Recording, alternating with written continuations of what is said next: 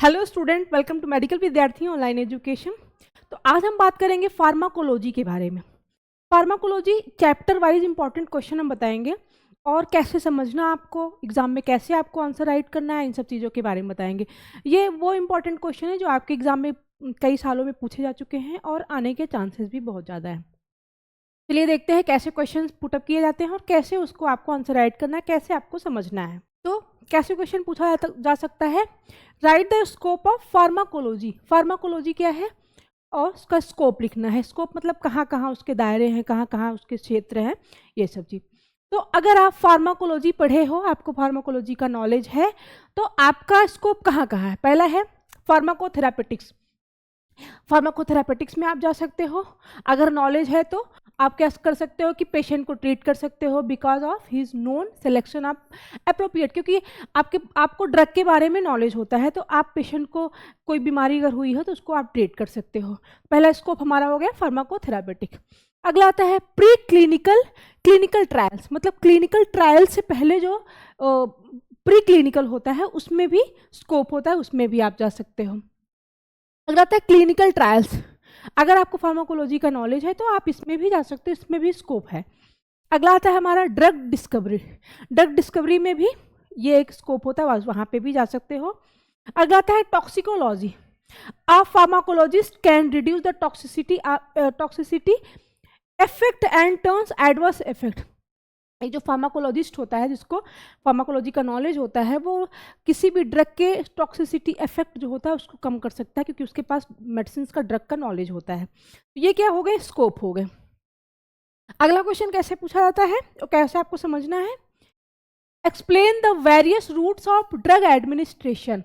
Explain करना है आपको कि हमारी बॉडी में जितने वेरियस रूट्स ऑफ, अलग अलग तरह के रूट्स ऑफ ड्रग एडमिनिस्ट्रेशन है। अब हम जानेंगे ड्रग एडमिनिस्ट्रेशन क्या, सबसे पहले उसके बारे में लिखेंगे।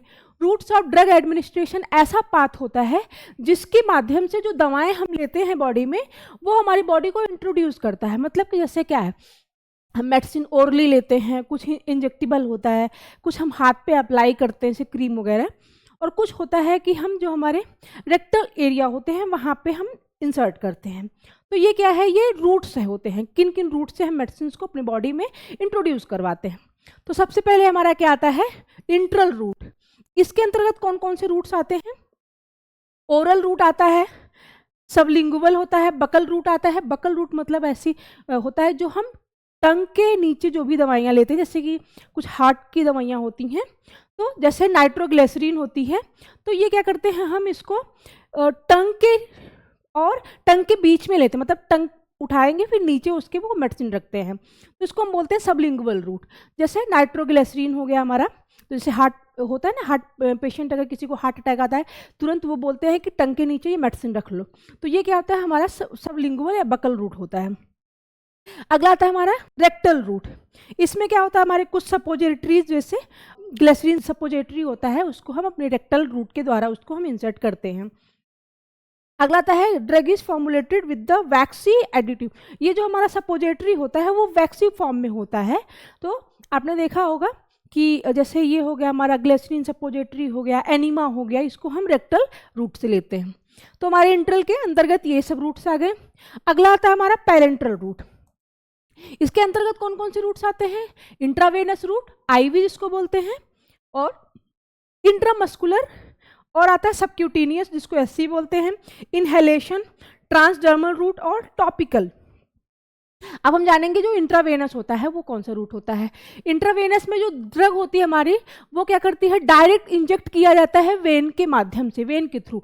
आपने देखा होगा ना कि जब वो ग्लूकोज वगैरह चढ़ता है तो सलाइन चढ़ती है तो क्या होता है कि आपके वेन में एक इंजेक्शन लगाया जाता है, ड्रग उसके माध्यम से हमारी बॉडी में डायरेक्ट इंजेक्ट करा दिया जाता है। ये जो है इंजेक्शन जो लगता है हमारा इंटरवेस, 25 डिग्री पे लगता है, इंजेक्ट किया जाता है, तो हो गया। अब आता है इंट्रामस्कुलर, जिसको आईएम रूट बोलते हैं। आपने देखा होगा कमर में इंजेक्शन लगता है, वो क्या है, मस्कुलर मसल्स में लगते हैं, तो इसका एंगल क्या होना चाहिए, 90 डिग्री। अगला आता है सबक्यूटेनियस। अब जो ये हमारा लेयर है, इसका जो हमारे सबक्यूटेनियस लेयर जो होती है, इसके दूसरे या तीसरे लेयर में, जैसे आपने देखा होगा वैक्सीन लगता है, तो रेबीज का वैक्सीन लगता है, वो क्या लगता है कि सबक्यूटेनियस लेयर में लगता है। अब देखेंगे इनहेलेशन रूट। आपने देखा होगा ना कुछ कुछ ऐसे मेडिसिन होती हैं जिसको, जैसे अस्थमा की दवाइयाँ आती हैं तो उसको हम नाक से सूंघते हैं, तो वो इनहेलेशन रूट हो गया। अगला आता है ट्रांसडर्मल। इसके बाद आता है हमारा ट्रांसडर्मल में रूट में आता है, आपने देखा होगा कभी कभी पैचेस होते हैं, जैसे कि पेन किलर पैच होता है, वो क्या होता है अगर पेन हो रहा है तो उस एरिया पे उसको चिपका देते हैं तो वो पेन कम हो जाता है, तो उसको बोलते हैं ट्रांसडर्मल रूट। अगला था हमारा टॉपिकल रूट।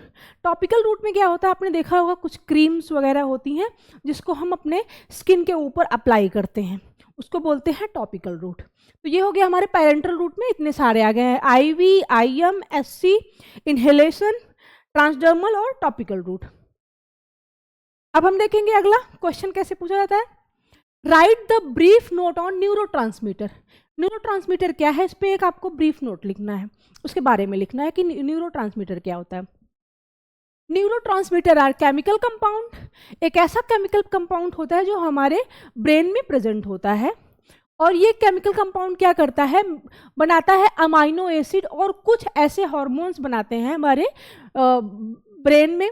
तो वो जो क्या करते हैं कि जो भी इंफॉर्मेशंस होते हैं उसको न्यूरॉन्स तक, जैसे हमारे जो नर्वस सिस्टम में न्यूरॉन्स होते हैं, न्यूरॉन्स के थ्रू क्या होते हैं, जो भी चीज़ें होती हैं, जो भी इंफॉर्मेशन होता है वो मतलब वहाँ तक ट्रांसपोर्ट करता है, मतलब पहुँचाता है हमारे ब्रेन तक। तो ये जो हार्मोन और कुछ ऐसे अमाइनो एसिड बनाते हैं जो कि ट्रांसमिट करते हैं इंफॉर्मेशन को, न्यूरॉन्स तक पहुँचाते हैं। Major body function like movement, body में जो मेजर फंक्शंस होते हैं जैसे कि मूवमेंट होते हैं, इमोशनल रिस्पॉन्स होता है, and the physical ability experience pleaser and pain control by the neurotransmitter. जैसे कि आप दुखी हो गए हो, आप बहुत खुश हो, आप हैंड मूवमेंट कर रहे हो, नाच रहे हो, गा रहे हो, तो ये सब चीज़ें क्या होता है हमारे न्यूरोट्रांसमीटर के द्वारा ही कंट्रोल किया जाता है। तो आ गया समझ में आपको कैसे समझना न्यूरोट्रांसमीटर क्या होता है। ऐसा केमिकल कंपाउंड होता है जो कि हमारे ब्रेन में प्रेजेंट होता है, ये कुछ अमाइनो एसिड और कुछ ऐसे हार्मोन बनाते हैं जो कि हमारे जो भी इंफॉर्मेशन होता है वो क्या करते हैं, न्यूरॉन्स तक पहुंचाने का काम करते हैं। अगला क्वेश्चन, व्हाट इज मायोटिक्स। मायोटिक्स क्या है, राइट द क्लासिफिकेशन, क्लासिफिकेशन लिखना है, और फार्माकोलॉजिकल एक्शन लिखना है, indication, contraindication, dose of miotics. इतना क्वेश्चन, ये लॉन्ग क्वेश्चन है, आपको पहले लिखना होगा मायोटिक्स क्या होता है। मायोटिक्स क्या होता है, जो हमारे आंख में जो हमारी पिपल्स होती हैं उसमें अगर कंट्रिक्शन होता है उसी को हम बोलते हैं मायोटिक्स। और ऐसी ड्रग जो यूज की जाती है मायोसिस प्रोड्यूस करने में। तो अब हम जानेंगे कि क्लासिफिकेशन क्यों, ये हो गया ऐसी जब हमारे आँख की प्यूपिल्स जो है क्या होता है, कॉन्स्ट्रिक्शन होने लगता है उसमें, तो उसको हम बोलते हैं मायोटिक्स। अब हम देखें क्लासिफिकेशन में, क्लासिफिकेशन में क्या होता है, मस्क्रेनिक एजेंट्स होते हैं और अल्फा एड्रिनर्जिक ब्लॉकर्स होते हैं। मस्क्रेनिक एजेंट में क्या है, हमारा पिलोकार्पिन आता है और कार्बाचोल एंड अदर कोलिनर्जिक ड्रग्स आते हैं। अब हम देखेंगे अगला क्या है क्लासिफिकेशन में, अल्फा एड्रिनर्जिक ब्लॉकर्स। इसमें कौन कौन सी ड्रग्स हमारी आती हैं, इसमें टोलाजोलिन है एंड अदर अल्फा ब्लॉकर्स होते हैं, जो कि हमारे जो पिपल्स होती हैं उसको जब वो कॉन्ट्रिक्शन उसमें होता है तो ये क्या करते हैं, हमारी आइरिस को डायलेट करते हैं। ये जो मेडिसिन होती हैं हमारे आइरिस को डायलेट करने का काम करते हैं। तो अब हम देखेंगे इसका इंडिकेशन क्या होता है। These drugs are used to treat glaucoma, इस ड्रग का यूज किया जाता है ग्लाइकोमा में। अब देखते हैं to control mydriatic effect, mydriatic effect को कंट्रोल करने के लिए इसका यूज किया जाता है। और कंट्राइंडिकेशन देखेंगे क्या होता है, ये ड्रग अगर प्रेग्नेंट वुमेन है तो उसमें इसको नहीं देना होता है क्योंकि बहुत हार्मफुल इफेक्ट दे सकता है उसको।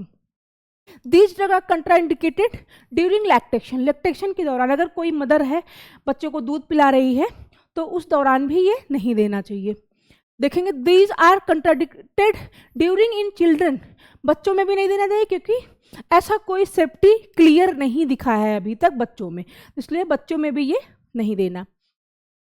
डोज की बात करें तो पिलोकार्पिन कितना है, 1 to 4% pilocarpine nitrate in eye drops, मतलब कि आई ड्रॉप जो होता है हमारा पिलोकार्पिन का उसमें 1 से 4% पिलोकार्पिन आंख में देना है, ले सकते हैं।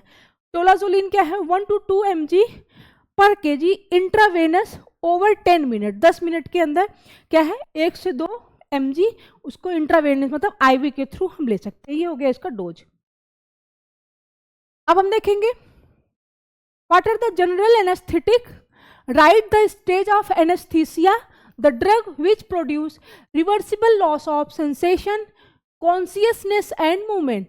इतना क्वेश्चन है, इसमें कई सारे क्वेश्चन हैं।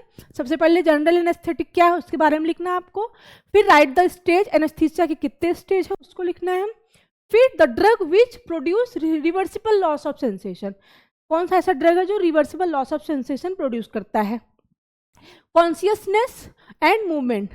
तो हम जानेंगे there are 3 component of anaesthesia. Anaesthesia में क्या होते हैं कि 3 कंपोनेंट है, पहला है एनाल्जेसिया, दूसरा है हमारा एमेंजेसिया। इसमें एनाल्जेसिया का मतलब होता है पेन किलर और एमेंसिया का मतलब होता है लॉस ऑफ मेमोरी। अब हम देखेंगे एनेस्थेटिक्स आर 2 टाइप्स। एनेस्थेटिक 2 तरह का होता है, पहला होता है लोकल एनेस्थीसिया और दूसरा होता है जनरल एनेस्थेटिक या एनेस्थीसिया। जो लोकल एनेस्थीसिया होता है वो हमारे बॉडी के कोई लोकल पार्ट जो होता है, जैसे कि हाथ हो गया, पैर हो गया, कहीं पे किसी बॉडी के कहीं किसी पार्ट में, लोकल पार्ट में, वहाँ पे क्या किया जाता है, जो सेंसर मतलब जो सेंसेशन होता है उसको बॉडी से एलिमिनेट कर दिया जाता है, उतने दूर क्या करते हैं, शून्य कर देते हैं, वहाँ पे सेंसेशन नहीं फील होता है। इसको हम बोलते हैं लोकल एनेस्थेटिक। जो जनरल एनेस्थेटिक्स होते हैं वो क्या करते हैं, इसमें कंप्लीटली पूरी बॉडी से जो सेंसेशन होता है उसको लॉस कर दिया जाता है या एलिमिनेट कर दिया बॉडी से। तो अगर जनरल एनेस्थीसिया दिया जाता है पेशेंट को तो पेशेंट क्या पूरी तरीके से बेहोश हो जाता है, उसमें उसको कुछ भी नहीं पता चलता है।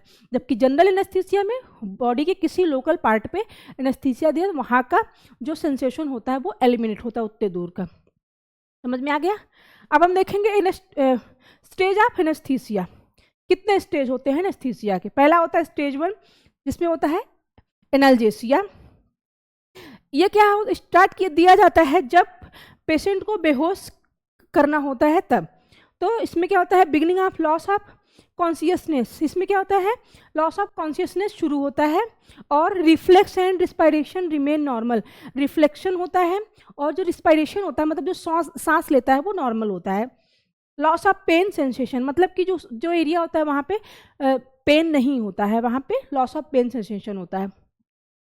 स्टेज 2 होता है, इसमें एक्साइटमेंट एंड डिलीरियम। इसमें क्या होता है स्टेज 2 में, it start with unconsciousness to beginning to irregular spice. ये क्या होता है, यहाँ से स्टार्ट होता है, पेशेंट अनकॉन्शियस बेहोशी शुरू मतलब बेहोश होना शुरू होता है और उसके जो रिस्पायरेशन है वो इरेगुलर शुरू हो जाते हैं, मतलब कि नॉर्मल नहीं रहते।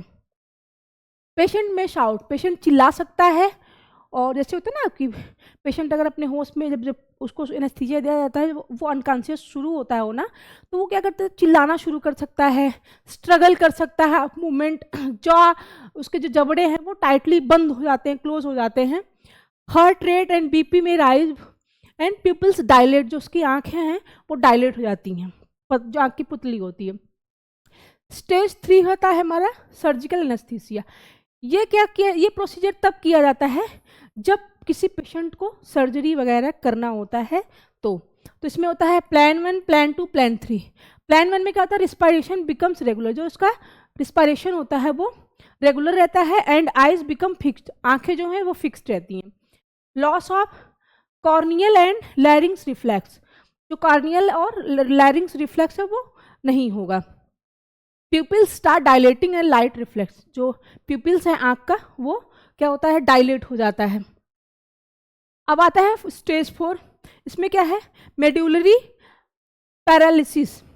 ये क्या है, बहुत ही समस्या, एक तरह से बोल सकते हैं डेंजरस स्टेज होता है। इसको कोई भी डॉक्टर करने से मतलब नहीं करना चाहता है, अवॉइड करता है, क्योंकि अदरवाइज पेशेंट में भी डाइड, इस कंडीशन में पेशेंट डेड भी हो सकता है। In this stage medulla depressed and lead to, इसमें क्या होता है, जो मेडुला हमारा होता है वो डिप्रेस्ड हो जाता है, दब जाता है और रिस्पायरेशन नहीं कर पाता है, वो सांस सही से नहीं ले सकता है, इसलिए उसकी डेथ भी हो सकती है। तो ये स्टेज को हर डॉक्टर अवॉइड करना चाहते हैं। हमने बताया कुछ चैप्टर वाइज इंपॉर्टेंट क्वेश्चन, आपको कैसे लिखना है, कैसे समझना है, कैसे आंसर राइट करना है। Thank you so much.